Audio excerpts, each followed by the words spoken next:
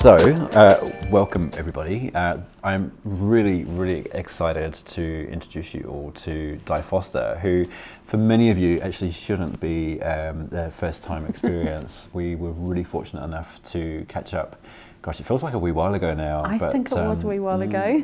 Life just happens, right? Yes. I think I'm right in saying that there's probably been a lockdown or two in between and a few other major events along the way.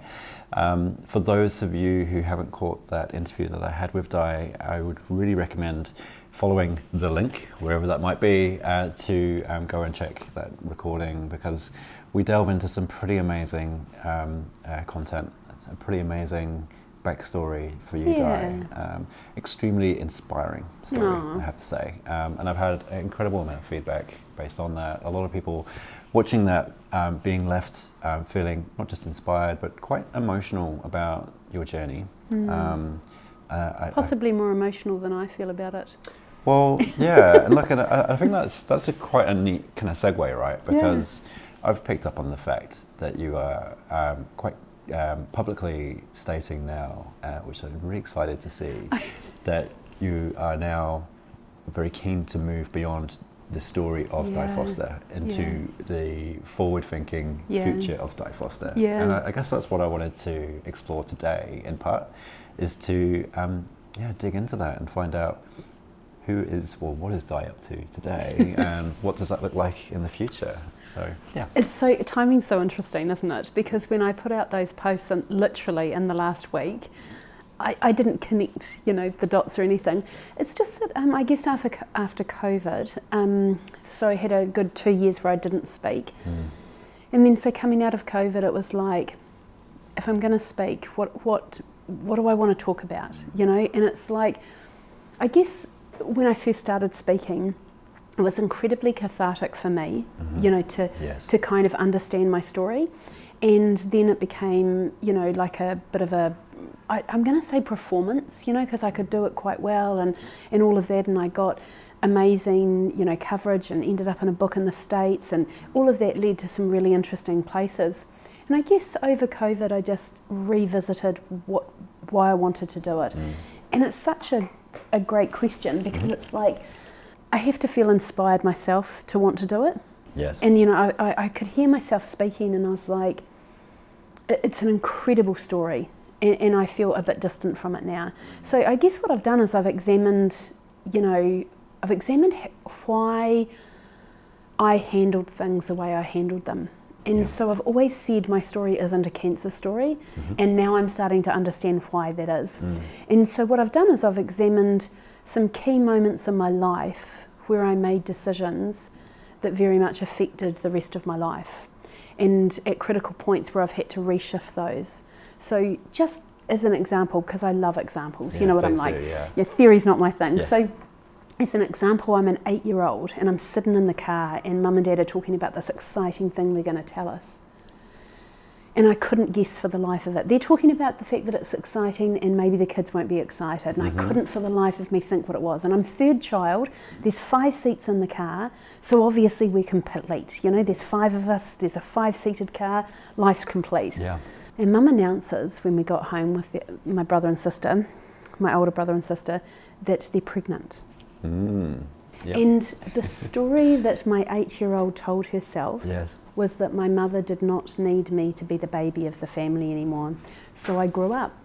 That night I came down to Mum and Dad and said, nobody tucks me in anymore, I can do it myself. Wow.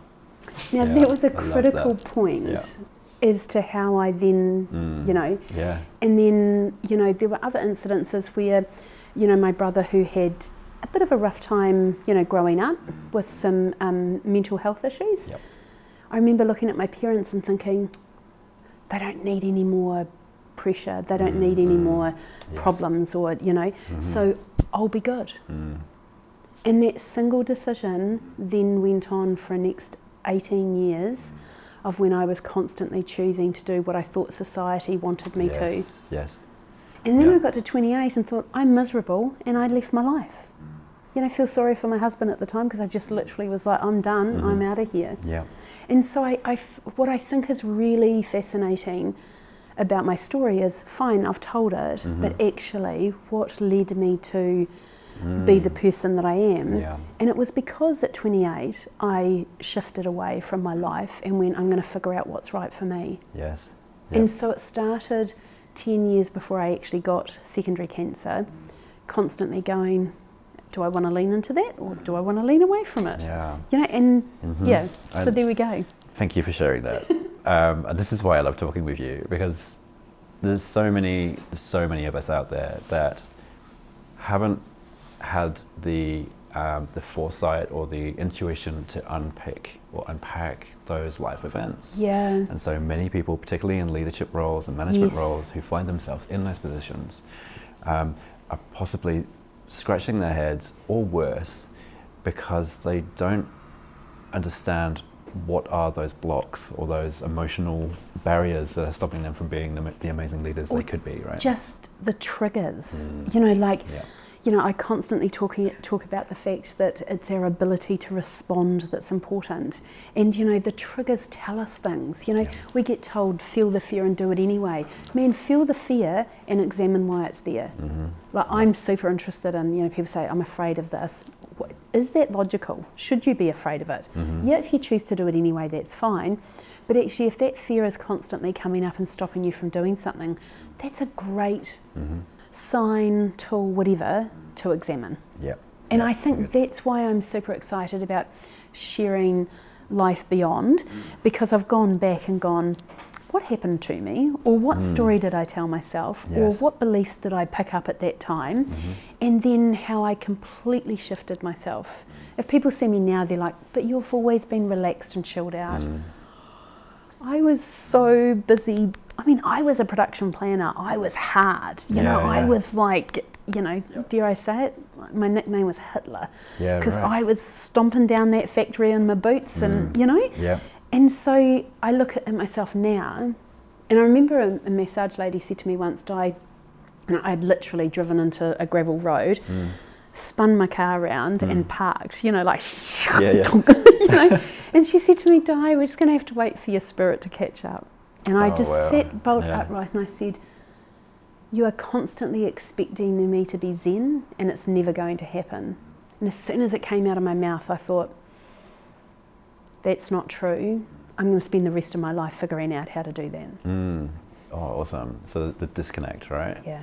So, this is so interesting. So, I've been listening a lot to Dr. Joe Dispenza. Yeah. Doing the morning meditations, getting up really early in the morning for an hour and a half meditation each day is just such a commitment. But he talks about the disconnect between our real selves and the public version of us. And a lot of his work is striving to kind of close that gap. Close it up. Yeah, and to recognize what are those things in between and Yeah. to clear them out. Yeah. If you'd spoken to me about what you've just described or tabled some of the stuff that Dr. Joe Dispenza talks about 3 or 4 years ago, I'd be like, what are you talking about? It's a bit woo-woo. Bit woo-woo. Now I feel that it is one of the most critical things for people to address in terms of being successful, right? Fundamental. Like, actually, it's the work. Yes. It's like, I don't know, I guess for me, it's just if you want to, we talk about peak performance. I'm so love that topic and so love about, you know, discussing it all. But at the end of the day, unless we can look in the mirror and actually be quiet for 2 seconds and embrace so many things, but at the simplest of things, embrace ourselves, the rest of it doesn't actually matter, Yeah, in absolutely. my humble opinion. So, in terms of Di Foster today, I'm sorry, I keep talking in like third person dramatically. Di Foster. She's out there somewhere. A lot of your work focuses in on the coaching and support of business executives and successful leaders. And so when you often think of successful people, you assume that they've got everything together. They know exactly what's going on and they know how to manage themselves and the people around them. What is it like in real life from your experience? In reality, they just have the same problems as everyone else. They might have, and in some ways I think that quite often there's a couple of different types, to be perfectly honest. There's people that are on the journey, and they're doing the work, Yep. And they're literally wanting you to hold up a mirror and tell them what is obvious that they're missing. Yep. So I guess the difference in what I do is I work with business owners and business leaders and executives, Yep. because I have an extensive business background, but I am working on the person or with the person, because I just think that that is business, is the people. Yeah. And so, I think that there's that type of person that is doing that work. And then I think there is completely unaware, where they rock on up and they're like, it's about the business and I need the business to grow and everything else. And when you say, when you can literally see that they are creating chaos and they are the problem with the business growth, and you talk about their money story, it completely blows them away, and then they just like go to another level, which is really super exciting to watch. Yep, love that. And then there's kind of a combination of both. Someone that's kind of, I guess it's the conscious, the unconscious, and the consciously unconscious, Yes, I love that too. I want to delve deeper into two of the points you've just raised there, because they both pique my interest, and I know our listeners will really value this too. One is the money story. We'll come back to that in a second. Teaser. But the other one is around navigating those leaders and those decision makers who are unconsciously unconscious, like they just don't know how much damage and trouble they're causing themselves and the workforce. I'm thinking about some of our viewers, some of our listeners will be in the health and safety management role, where they're trying to make impactful change and to assist the decision makers in making the right decisions. But when you're dealing with someone who is perhaps not intuitively in touch with their emotional intelligence, what kind of advice can you give to people that are trying to communicate with those types of personalities? My initial reaction is just give them a good slap, but that's not helpful. And I'm not suggesting that. It is difficult. And like, I'm really lucky because somebody has to walk in and they know that they're uncomfortable and they know they want to change. And I charge so that they do change.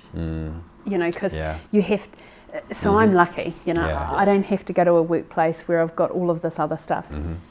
However, I think often in change, we want it sort of very tangibly in front of us. And I often say that our job is just to sow seeds. And I think when you sow seeds without literally forcing them down people's throats, then you're allowing them to pick it up and then to grow with it. And so, the wonderful thing about the coaching that I do is it's very intense. And the thing that I miss is being in a workplace where you can quietly and consistently shift people's language and thinking over the course of a month. Where I do very intense work, I miss that environment where you can slightly correct someone's language and that's sowing the seed, and they go, why does she say that we shouldn't call our staff? Why does she say we should call them our people? Why is that important? And all of those sort of things without that pressure and without that almost confrontation, I would say.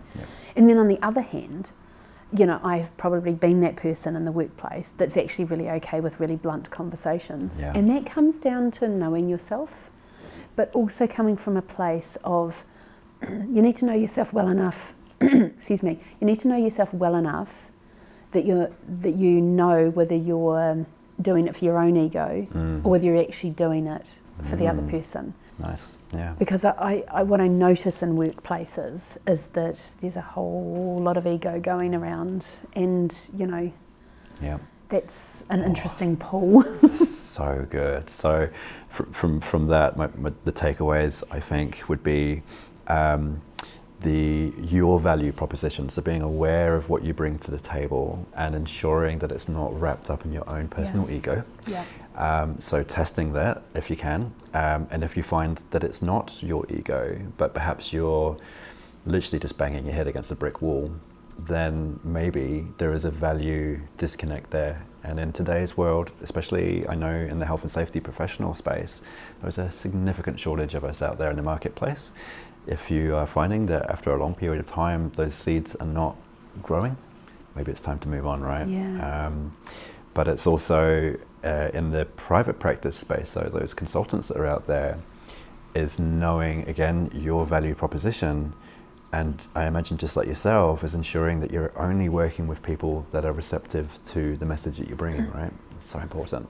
It is, and you know, that comes down to, in my humble opinion, is presenting yourself in an authentic way. Oh, yes. And so, you know, a big area in coaching that I notice is that we are trying to pump out how we perceive people want us to look. Mm-hmm.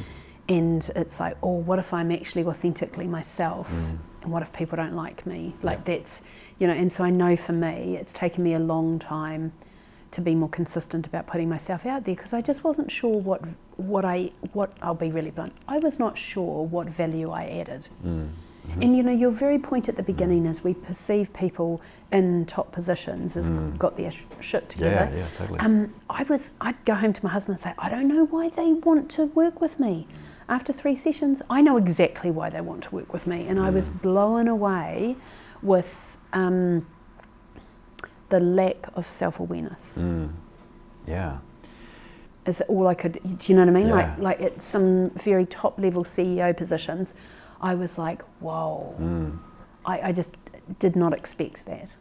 So for the viewer and the listener now who's possibly sitting there going, oh my gosh, am I one of those people that isn't self-aware? So are there any kind of thought activities or something that they could do to test themselves? If you're listening to this and you have already had that thought of asking yourself if you're self-aware, I can assure you that you are self-aware. If you didn't ask yourself that, chances are you're not quite as I love it. Does that make sense? It sure does. Yeah, it's great. Yeah, thank you. Yeah, that's really valuable insight. Because I know that when I look at things, I'm always like, you know, because somebody that's self-aware is more likely to have a beginner's mind. So I walk out into the world and I assume that everybody knows more than I do and that I can learn something from anybody. That doesn't mean that I do, but it's a humble place to come from, rather than going, I don't walk out my front door and go, how clever am I? And I'm going to spread my goodness onto the world. I just think that my only job, like if one person listening to this got one seed and then decided to sow it and watch it grow and nurture it, that's my job. That's it. Awesome. This really reminds me of, I'm a big fan of Jim Quick. He's known for memory. He's known for speed reading. Yes, I know exactly teaching. what it is. Yeah, he's great, right? And one of his first off the rank talks that he does in many of his public speeches is around being the best learner you can be in this moment. And what he invites the audience to do is to forget everything they know about the topic. Yeah, I love that. And he reminds the audience that the very best learners in the world are kids, they're children, because everything's new and exciting. And they don't have the preconceived idea that they do know everything. Yes. I don't know if you know this about me, but I have done martial arts for 27 years. And that's so, right. Yeah. So thank you for the reminder. I don't normally talk about it, but it's weird. I'm doing a talk about it tomorrow, so it's kind of in my, I don't normally talk about it. Anyway, and in our dojo, there's a, kanji that says beginner's mind. And it's literally that ability to just park everything you think you do know and just go in. And for me, it's as much about just setting our ego aside, and just coming as people. The one thing I love about martial arts is that when we walk onto the floor, we're in bare feet. We're all in the same uniform. And, I notice sometimes people try to make exceptions, and it's like, one of the things that we love about karate is that we are coming on a blank canvas. Mm-hmm. You know, I've got friends at karate that I would never be friends with in my normal everyday life because we would never cross paths. Mm. And I love that friendship. And so it's just that beginner's mind thing sometimes where we're so wrapped up in communicating what we know that sometimes we forget we have 2 ears and 1 mouth and we should use them in that proportion. Just to be quiet enough to just listen and to just, you know. Yeah, that's awesome. That's great advice. Thank you. Gosh, there's so much information there. Thank you for sharing all of that. And I know that will be really valuable to everyone tuning in too. Now I'm going to peel back to the money blocks and the money story piece because this reminds me, I'm just about to re-release the ebook that I wrote a little while ago. It's designed to assist those who are thinking about moving into consulting or who are struggling to get a regular income whilst running their consultancies. And one of the first chapters is all around how we perceive money, which for many, and the feedback I've had on the book is that's one of the surprising chapters that's in there. It's like, well, why are you talking about money in this story of money? What is that? I'd love to hear. I think it's so interesting because initially we just go, you know, like the question would be, you know, for me is like, you know, do you want to earn $1 million? You know, and everyone goes, of course I would, you know, and the next question is, what would you sacrifice in order to earn that? Yeah. But then what's more important is the earning part.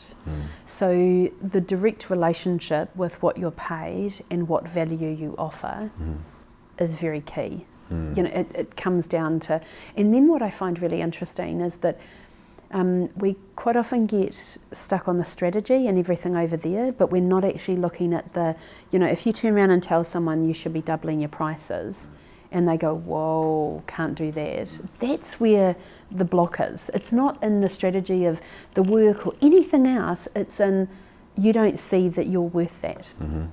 And so we constantly get caught up in the I'm going to do X amount for you and this is what I do, rather than you're going to come to me because you look like this and you're going to leave with this problem solved. You know, and it's like, I work with a client that is significantly increase their prices over a year because of the value that they add. And when he said to me, how can I, literally we're talking tenfold, how can I do that? And I said, because you spent 15 years getting the experience, the knowledge, and then you had the capacity to put it all together and you have got these results with these, you know, athletes. You know, it's very simple. And it's like, oh, but this is an hour's work. No, it's not. For me, if I'm going to consume it, it's my sanity. It's my, you know, that is priceless, you know. So I think that when it comes, we all have money stories, you know, like I remember a client saying to me, well, money doesn't grow on trees. And I said, really? I thought money was paper. Paper grows on trees. My money grows on trees. And he said, you're a smart ass. And I said, no, it's just perspective and the way that you look at it. That's right. I'm not saying that, I don't know, I think for me it comes down to gratitude as well. You know, we tend to go for the, you know, what do they say? Winners and losers have the same goals. But it's what you're prepared to do in order to, you know, and it is addressing, again, going back, what did your parents say about money?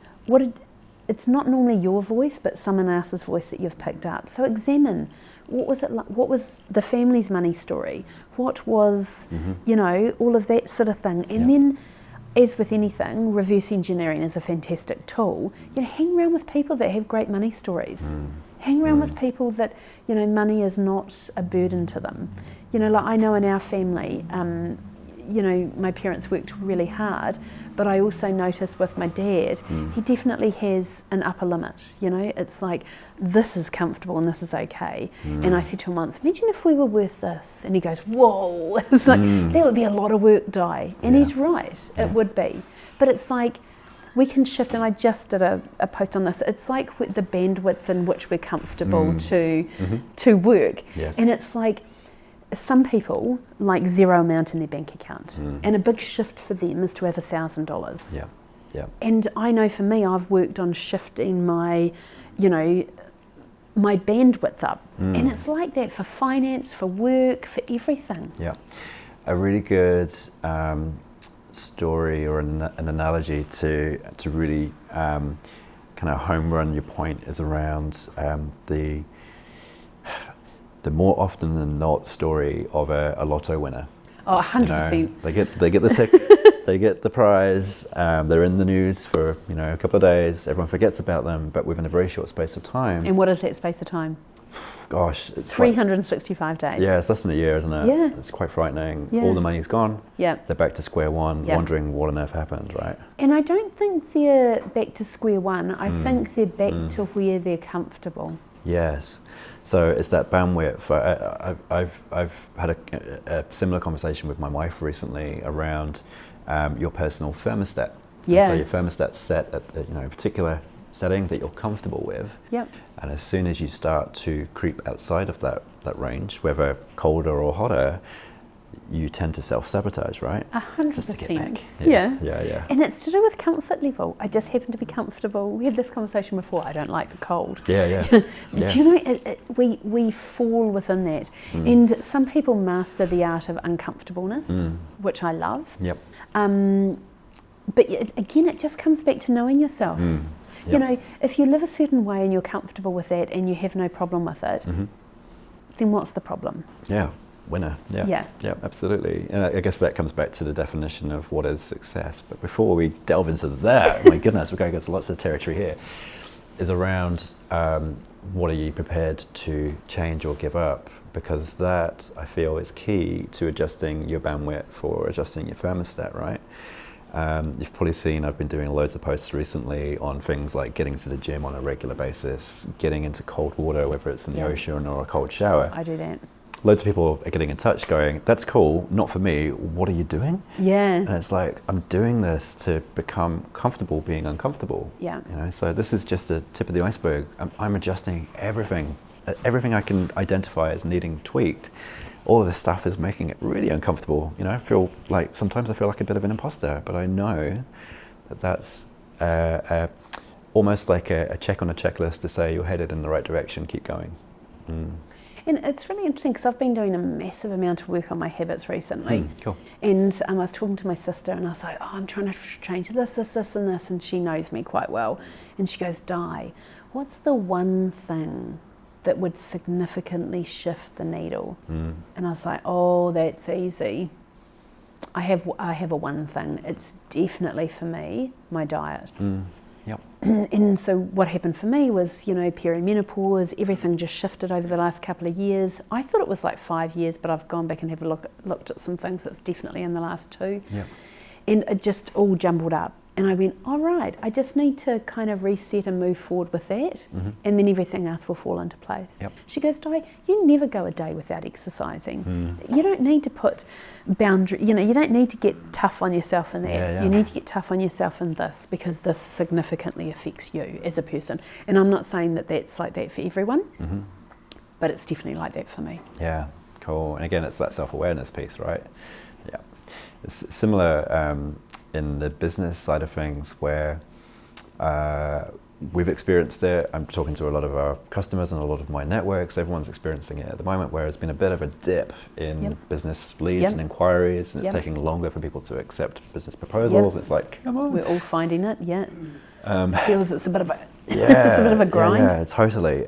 One thing that I'm slightly obsessed with workplaces around this type of thing is, again, winners and losers have the same goals. Yes. Is not watching the scoreboard. And I know cash flow's king. Like, got an accounting degree, I get it. Yep. However, get really obsessive about the inputs. Yep. Super obsessive about the inputs. Yep. If you need to do twice as many calls, do twice as many calls. Yep. Like, this is the sandpit that we're playing in. Yep. This is the economic conditions that we're playing in. If you don't like it, go find another sandpit. Yes. But if you are choosing to play in it, let's not complain. Let's consistently ask, what are the 3 things that we can do today as a company that will shift the needle? So if I go back to, again, self-awareness, this is, this stuff is so relevant for us, but it's super relevant for businesses.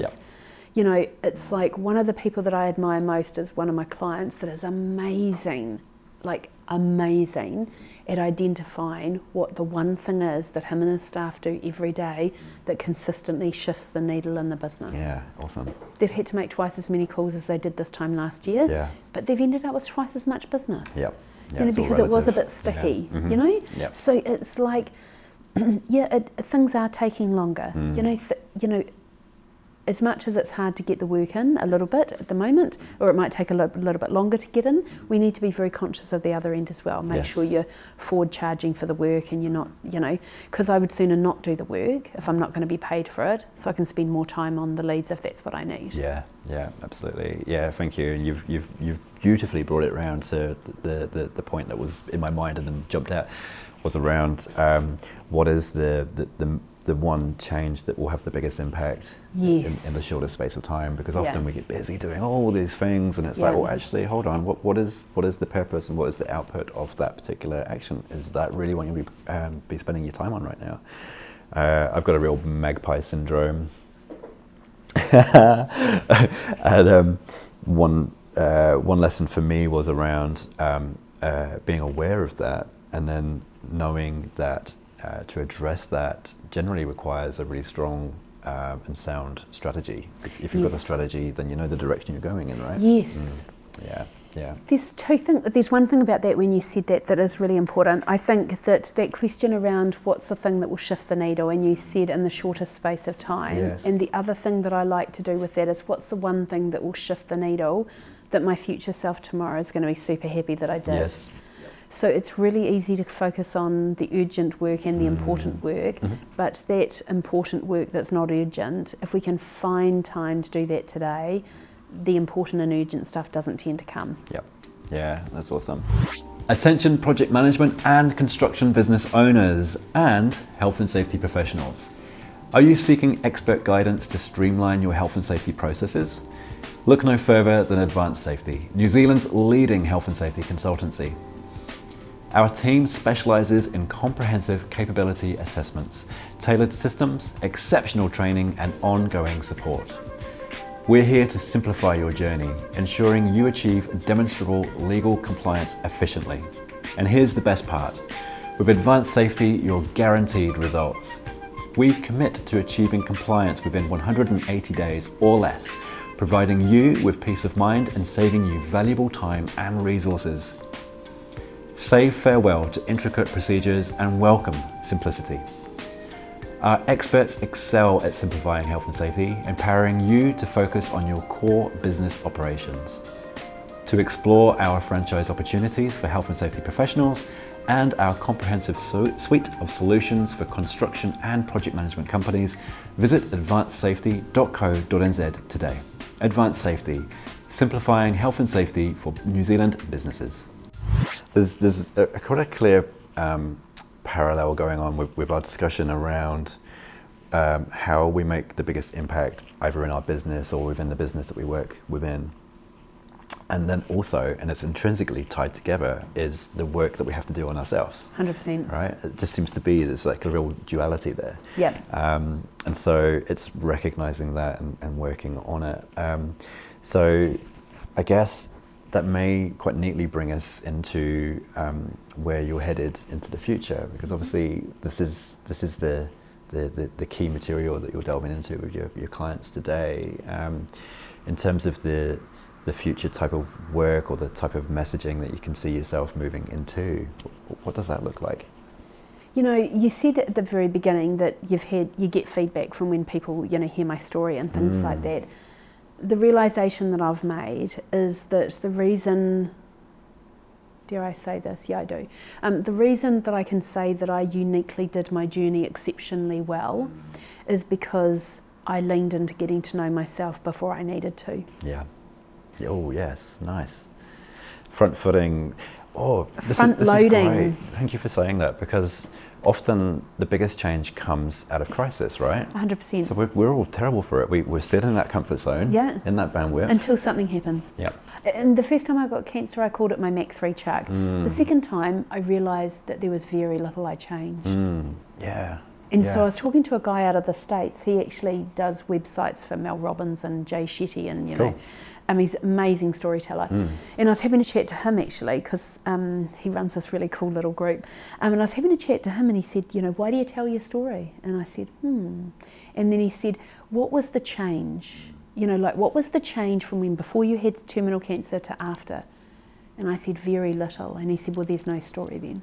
And he said, there's something about your life that was a shadow point that you don't want anyone to know about you.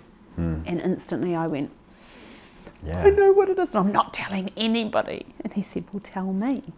So I did. And then I got asked to speak, and I told them. And God forbid, I have this funny feeling I'm about to tell you. And it was interesting because, I talked about a couple of key points that happened in my life, but actually the key point was when I woke up at 28 and when I've been ticking all the boxes and I'm not happy. Yeah.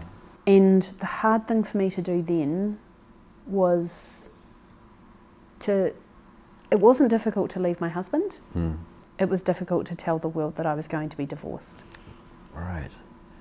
And that was a key point in my life where I thought, whoa, my ego is very attached to this. Leaving my husband was the easiest thing in the world. Love him dearly. Beautiful man. The hardest thing in the world was saying, I said I was going to do something and I failed at it. Yeah, that's so interesting. Thank you for sharing. That's incredible and such an insight. And I don't know that businesses are any different.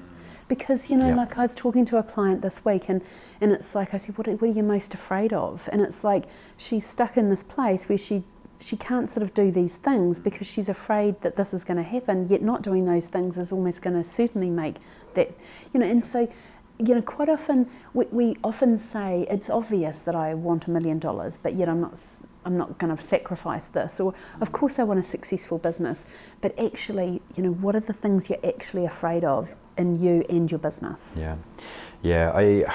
For the life of me, I can't remember the name of the book. It was something like The Guide to Happiness, something like that. I'll stick it in the description section underneath this recording. And what the author does, clinical psychologist, groundbreaking book, he talks about examples of some of his patients, and he asked them to take the scenario to the nth degree to help them to understand and appreciate how ridiculous the is. So I don't want to pick up the phone and do cold calls because that makes me feel uncomfortable. Why? Because I don't want to be seen as a failure. And what would that mean? And you take it all the way, and it's like, that means if I'm a failure, then my family will think I'm a failure, and I will then not get further work, and people will laugh at me, and then I'll lose my mortgage, and then I'll lose the house, and then my family will leave me, and then I'll be nothing. And I'll be living under a bridge, and it's like, really?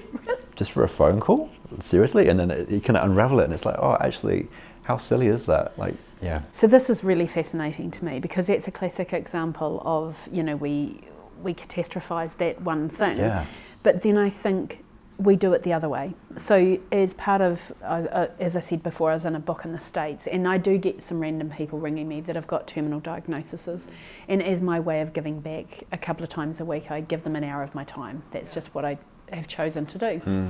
One of the things that I find super fascinating about that is that when they talk to me, not all of them, but when a lot of people talk to me, I say, what's the problem? And they go, well, I've been diagnosed with cancer. And I'm like, cool, what's the problem? And they're like, well, I'm going to die. And I go, I'm sorry, but I still don't understand what the problem is. And they're like, but I'm going to die. And I'm like, you were always going to die. So this is not a new problem. Well, I'm going to die sooner than I thought. Oh, so we've got an expectation problem. The problem isn't dying. The problem is the expectation. And so I'm like, well, if you don't want to die in the next 3 to 5 years, what would you want to do instead? Well, I want to live. Like, it seems so obvious, right? And I'm like, what are you doing now? Well, I'm worrying. All right, so you're worrying, which is going to take you closer to dying, and you're not choosing to live, which is the very thing that you're asking the universe to give you more of. That's right. Righty-ho. I think that's a, do you know what I mean? Like, to me that just seems so obvious, and it's the same in workplaces. It's like, let's be really clear what the problem is here. What is the problem? I just heard someone say this morning, this is how workplaces work, and people need to take responsibility, and sort of young people and all of this sort of thing. And I said, yes, and you're a business owner, and this is a sandpit that you work in, and these are the New Zealand laws that you work under. Yeah. If you don't like those laws, go find another sandpit. Mm-hmm. You can't blame our staff for if we're doing the same thing. So again, it's like, what is the problem here? Mm-hmm. Yeah. Is it this situation, or is it the law? Well, tell me what the problem is. Yeah. So good. Like it's just amazing how almost in all circumstances it just boils right back to the individual ego, doesn't it? Yeah. And being aware of that, and I guess learning some of the tricks and tips to, one, identify it, and then to navigate it. Yep. Yeah.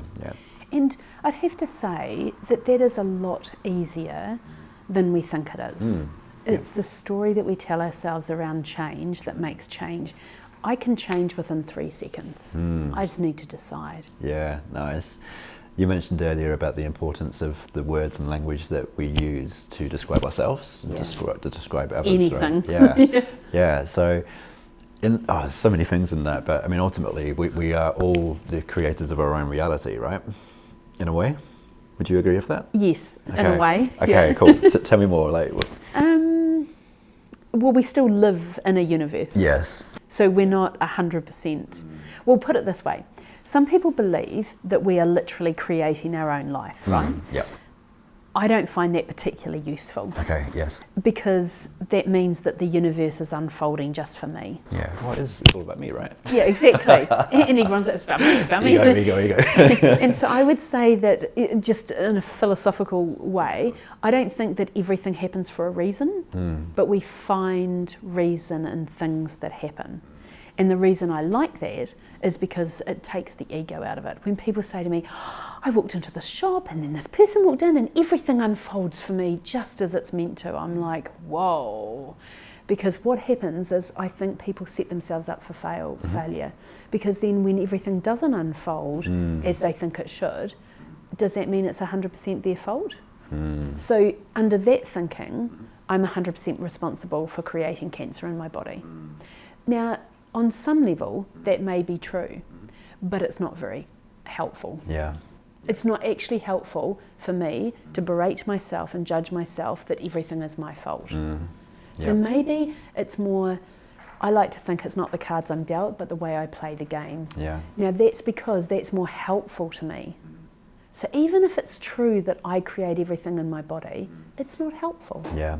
That's how you, I guess, respond to the influences and the impetus. I'm just thinking back to this huge life-defining moment where you are you're divorcing and you're separating that relationship, and what was holding you back from making that decision was how you felt people would perceive that and how people would respond to that. So perhaps just kind of taking a step back to that and maybe reflecting on maybe some of the lessons or some of the outcomes from that decision. Were they as terrible and as you had projected them to be, or were there some lessons in that you've walked away thinking, actually, there was some value clearly there was value from making those decisions? I think it goes back to some of the decisions I made when I was 8 and when I was 12 and when I was 13 around being good or being growing up. I think that a significant amount of it, like the reason I ended up in that situation is that at some point, and this probably goes back to when I was 6, and I understood that I was highly intuitive, but my mother wasn't. Okay. And so I shut that part of myself down. And so when I look at some of the things that have happened through my life, I made that disconnect in myself wider. And so the critical thing, or the bit that broke at that time, was I broke away from a relationship so that I could find myself. And the gold that came out of it is I really like me. Yep. Which is really good because I spend a lot of time with myself. I used to say that I like to get 8 or 10 hours sleep because I needed that amount of time away from myself. And now I'd be quite happy never to sleep. because I actually really, really like the person I am. Yeah. And I'm the coolest person to hang out with. And I'm funny as anything. Like, I'm drop dead funny. And, you know, this is coming from a person that one day, the only thing she could find that she liked about her body and herself was her right big toe. So I started there, and I noticed that the other toe was okay. And then I noticed that I didn't have cankles. I quite like the fact that I've got good ankles. Yep. And then, you know, and then I went back, and the one thing that came out of the terminal cancer stuff that was profound for me was, one, my angel of death. You know, she comes everywhere with me. She reminds me that I'm going to die, so it's my job to live. And also what came out of that was I systematically went through everything in my life and either forgave myself or forgave another person. And so one of the reasons literally, it might sound really weird, but I really like me, is because I'm at peace with what's happened in my life. Yep. And I'm not saying it was easy, and I'm not saying it is easy all the time now, but I'm very aware of the person that I am. You know how you do personality testing? I got one of those done, and the guy said to me, you need to be really careful around this. You need to make other people feel comfortable because you are so blunt. You know, you're just so... And I said, no, I don't. And he goes, really? And I said, if I'm being blunt, I know that I am, and I'm doing it on purpose. Yep. And it's for a reason. Yeah. Do I know that I'm doing it? Absolutely. Mm-hmm. Do I need to walk through life tiptoeing? No. I just need to learn to shut up. That's it. Yeah, that's amazing. I'm just reflecting on some of the things that you've mentioned during this conversation. I mean, it's very evident that you were quite a different person a number of moons ago, and that the assumption would be, for someone who hadn't met you or hadn't listened to what you've discussed today, would be that, oh, well, it wasn't until you were diagnosed with cancer that you made the choices that you've made, which have now led you to become this amazing person that you are. But clearly that's not quite right. Like, you had identified and addressed that and begun to take some pretty amazing, massive affirmative actions to address that. Yeah.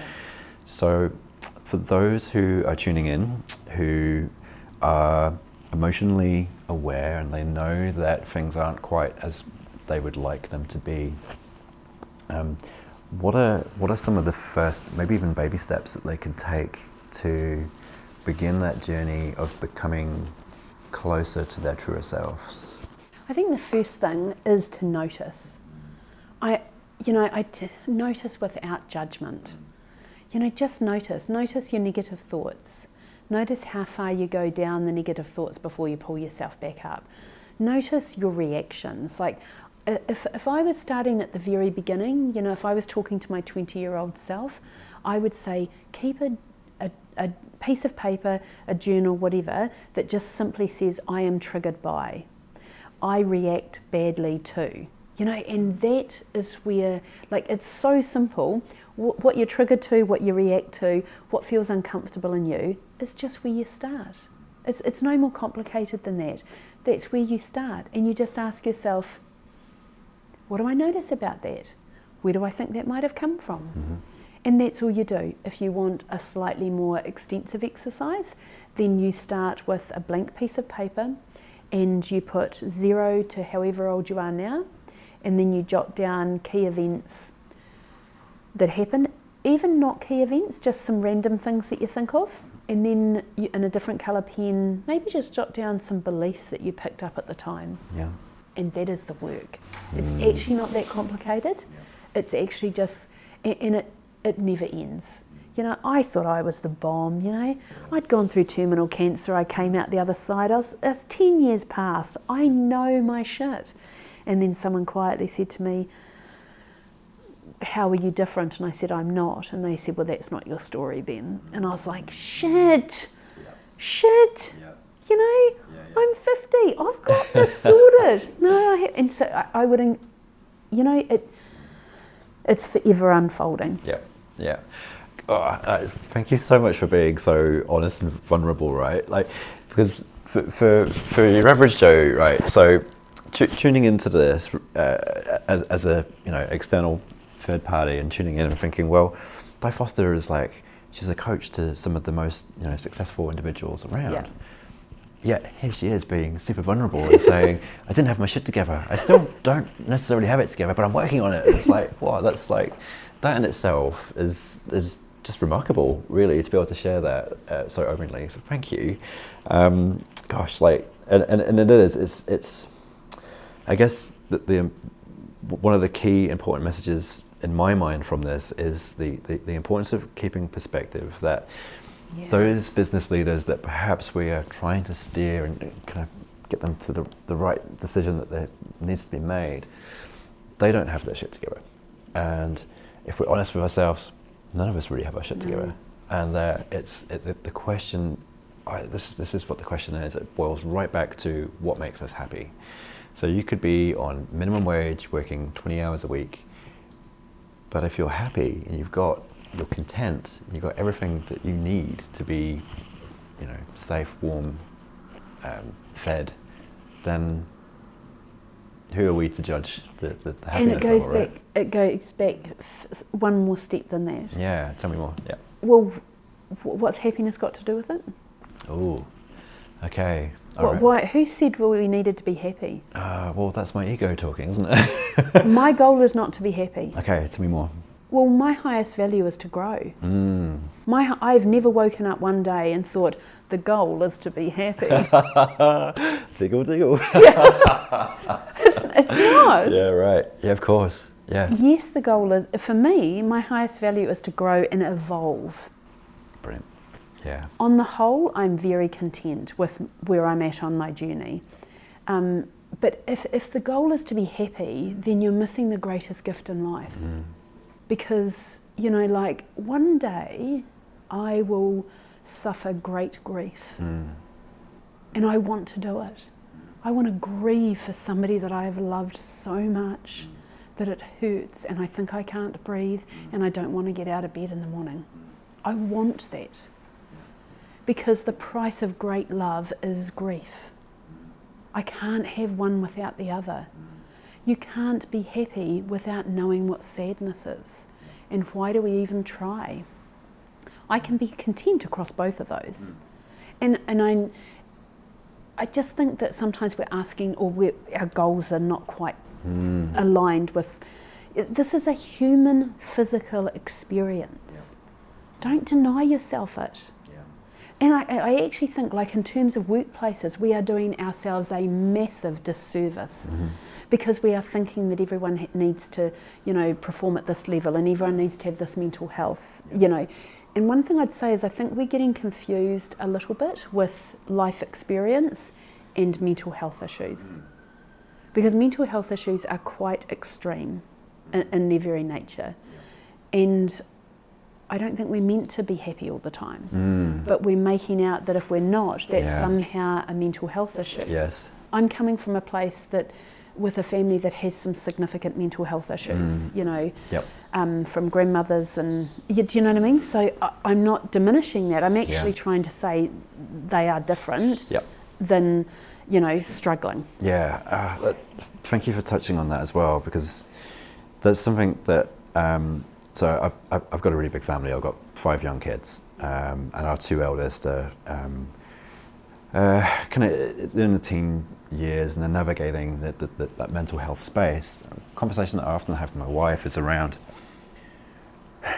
are we making the mistake of labeling some of the things that our kids are experiencing and going through and giving them these big labels which have really big and scary pieces to them, when actually all they're doing is experiencing life and figuring it out for themselves.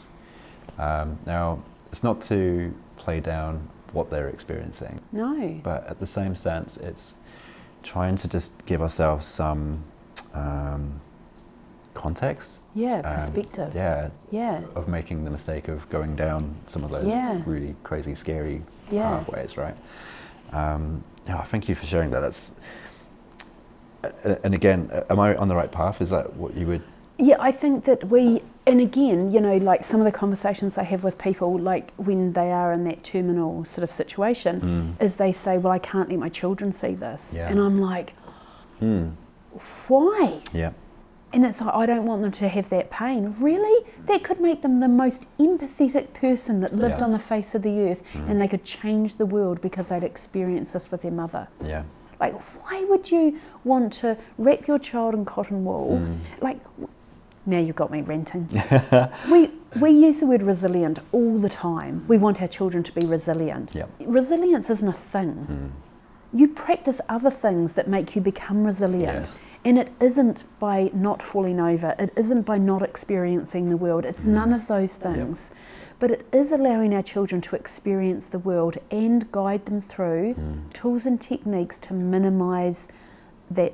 You know, and my son is a great example. Very robust, very comfortable with himself. Just because he has a big brain, he can, I think, what does he call it? Spiralling. Yeah. So 2 sessions, I knew it couldn't be with me, but 2 sessions with someone else to give him a tool to help. Yep. So we don't try and avoid the spiralling, we don't change where we go, we don't change what we do. And, you know, every now and then he'll go, Mum. It hardly ever happens now, but it was just, but what that's given him is he now knows that he can have a say in that, and he can go and find ways to cope with that. I would hate him not to have had that experience. But you know, I'm also the mother that told him as the day he was born, one day we're going to die. I've told him every day, remember, I won't be here. One day you're going to wake up and I'm not here. Yeah. You know, he has older parents and older grandparents. I would be doing the child a disservice if I didn't warn him that death was part of life. Yep. And I just think that's the level of honesty. Has he cried about it? Absolutely. You know, has he grabbed me and said, I don't want you to die? It doesn't matter what you want, Jackson. Shit happens. Yeah. Like, if we wrap them up constantly and tell them that it's, you know, it's like, that's a disservice, I think. Yeah. It kind of hits home because we've gone through some very turbulent times with our 2 eldest, particularly our eldest.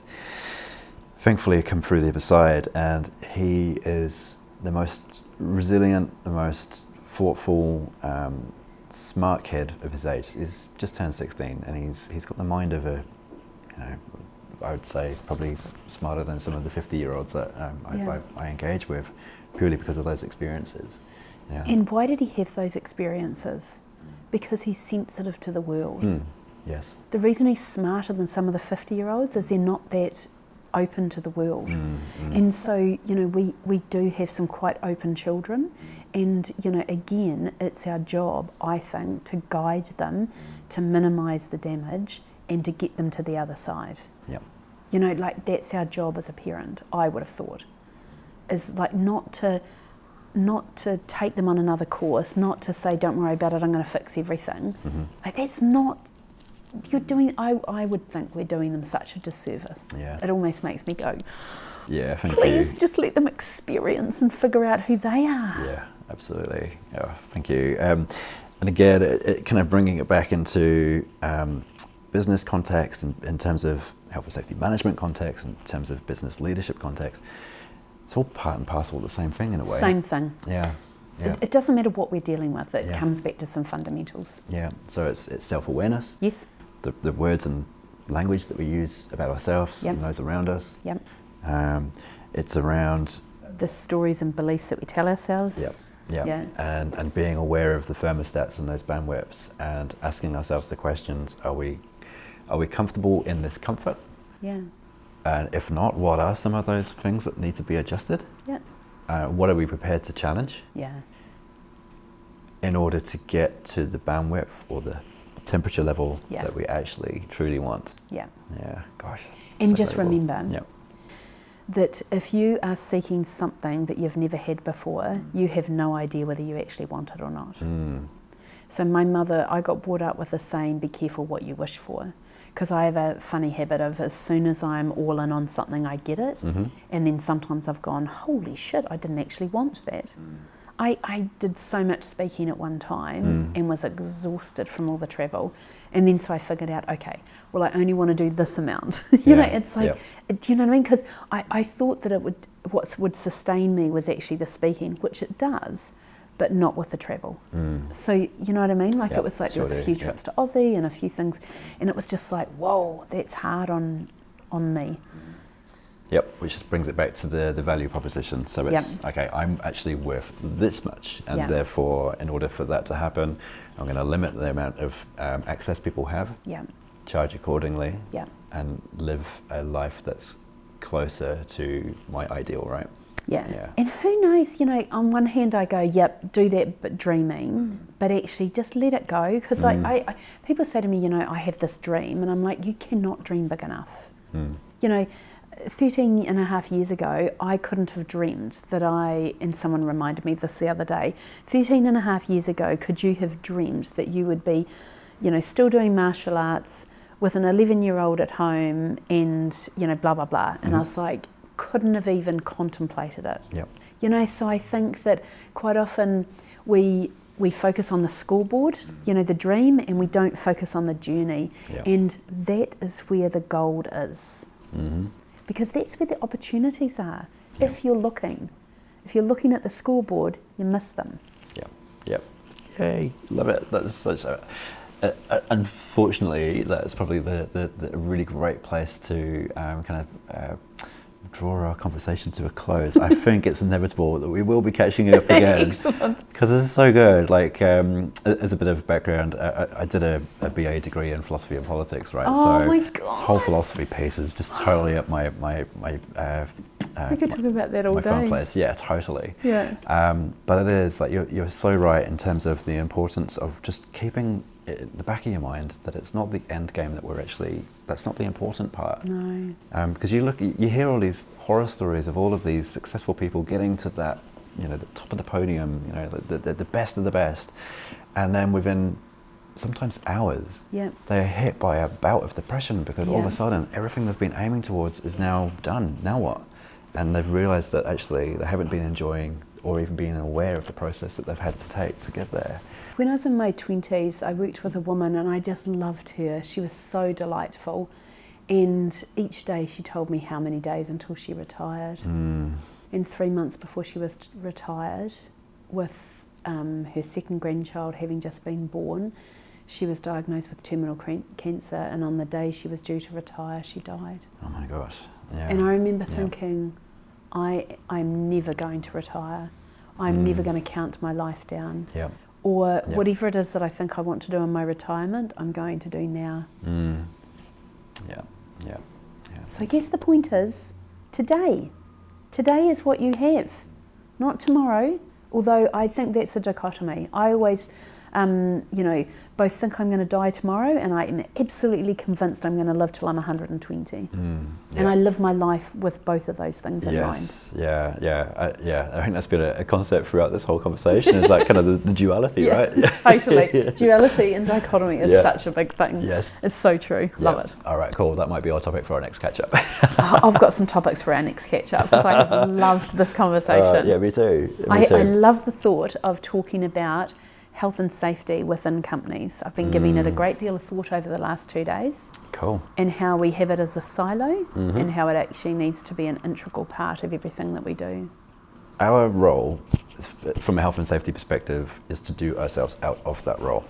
I'm glad that you say that, because when I was thinking about this, I thought that is 100%. It's the same as finance. You know, finance in a company is just reporting on what everyone else is doing. They don't really, they don't really do work.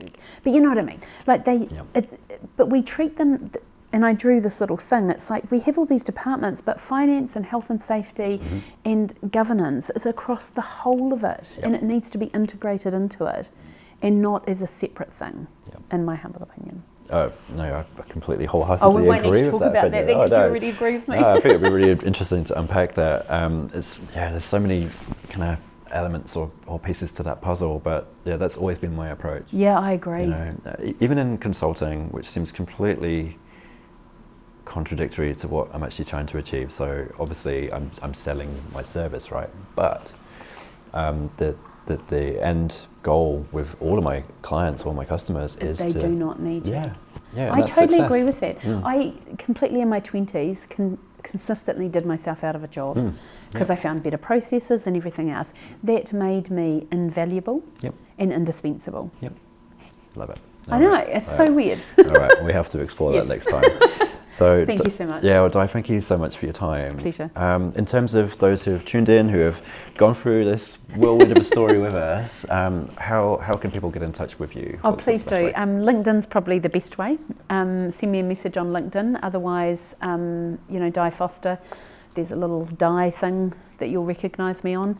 And same with Instagram. I'm on Instagram a bit if you want to follow some cheap and cheerful little laughs and a few bits and pieces about my story. And just reach out, just DM me. Of course, di@difoster.com if you want to email me. But yeah. Awesome. Super simple. Awesome. Thank you so much. Cheers. All right.